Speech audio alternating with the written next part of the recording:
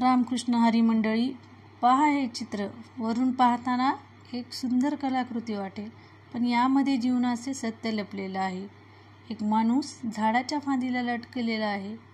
खाली विषारी सापाची विहीर, वर हत्ती झाड उकडतोय आणि फांदीवर दोन उंदीर, एक पांढरा आणि एक काळा, हळूहळू ती फांदी खुरतडत आहेत. हीच तर आपल्या जीवनस्थिती आहे. हत्ती म्हणजे येणारी संकट आणि साप म्हणजे मृत्यूची भीती. उंदीर म्हणजे दिवस आणि रात्र आणि वेळ सतत पुढे चाललेली. पण तरीही त्या फांदीवर मधमाशाचे पोळं आहे आणि मधाचे काही थेंब त्या माणसाच्या तोंडात पडत आहेत. आणि बघा, त्या माणसाला त्या मधाचे थेंब इतके गोड वाटतात की तो वर लक्ष्मी देवीलाही पाहतही नाही. हेच तर सत्य आहे.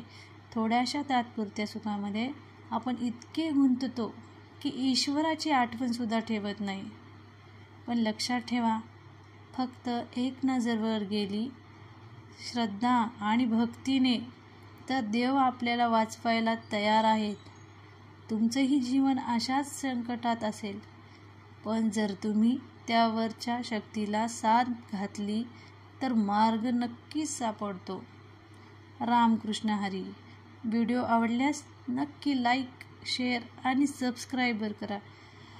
धन्यवाद आणि देव तुमचं रक्षण करो. रामकृष्ण हरी.